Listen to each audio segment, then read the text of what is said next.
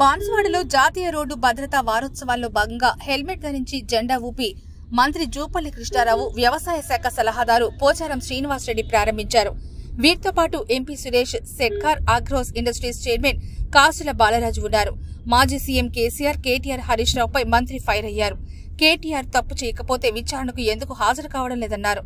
ఆ రోజు బంగారుపాలెంలో రాష్ట్రాన్ని అప్పచెప్పమని హరీష్ రావు మాట్లాడిండు. బంగారుపాలెంలో ఏముందని చూస్తే అప్పుల కుప్ప చెప్పచేతికిచ్చిండు.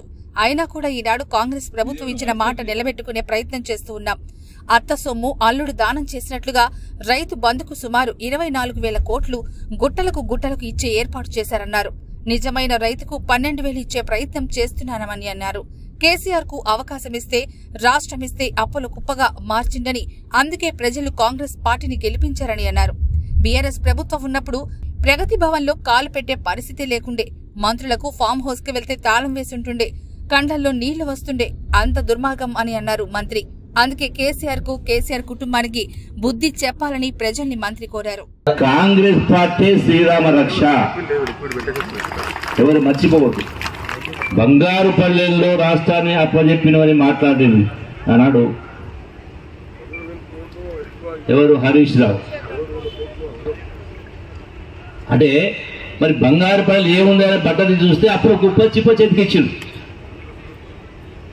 అయినా కూడా ఈనాడు రేవంత్ రెడ్డి గారి నాయకత్వంలో ఈనాటి కాంగ్రెస్ ప్రభుత్వం, ఇందిరమ్మ ప్రభుత్వం, సోనియా గాంధీ గారు, ఖర్గే గారి నాయకత్వంలో చెప్పిన ప్రతి మాటను నిలబెట్టుకునే ప్రయత్నం చేస్తా ఉన్నాం.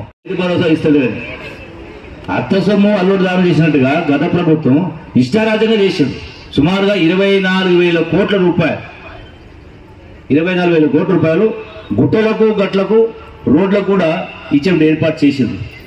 ఈరోజు అవన్నీ కూడా సమీక్ష చేసి మన కేబినెట్ లో అందరికీ, ప్రతి రైతు కూడా గత ప్రభుత్వం సంవత్సరానికి 10,000 ఇస్తే ఈ ప్రభుత్వం 12,000 రూపాయలు ఇచ్చి ఏర్పాటు చేస్తా ఉన్నాం.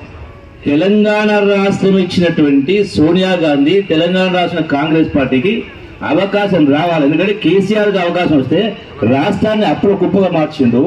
ప్రగతి భవన్ ఎవరు కాలు పెట్టే పరిస్థితి లేకుండే, ధర్నా చౌకులు లేకుండే, ఇలా మంత్రులకు కూడా ఆయన ఫామ్ హౌస్ కూడా గేట్లు తాళ ఉంటుండే. కళ్ళకి నీళ్ళు వచ్చినాయి మాకు. అంటే దుర్మార్గం ఏంటంటే వందలాది మంది బిడ్డల ప్రాణత్యాగాలు, అంటే వాళ్ళ ఆత్మలు ఘోషిస్తా ఉన్నాయి. అలా ఎవరి కోసం వాళ్ళు ప్రాణత్యాగాలు చేసిండ్రు? కేసీఆర్ కుటుంబం కోసం కాదు కదా. అందుకనే ఖచ్చితంగా ఈ కేసీఆర్ కు, కేసీఆర్ కుటుంబానికి, బీఆర్ఎస్ కు బుద్ధి చెప్పాలని ఆలోచనతోటే మరి ఈనాడు తెలంగాణ ఇచ్చినటువంటి సోనియా గాంధీ కాంగ్రెస్ పార్టీ రుణం తీర్చుకోవాలి కదా. ఈ రోజున అవకాశం రావాలి కాంగ్రెస్ పార్టీ. కానీ వీళ్ళందరూ కూడా కాంగ్రెస్ పార్టీకి మద్దతు ఇస్తా ఉన్నాం, కాంగ్రెస్ పార్టీకి మనం సపోర్ట్ చేస్తాం.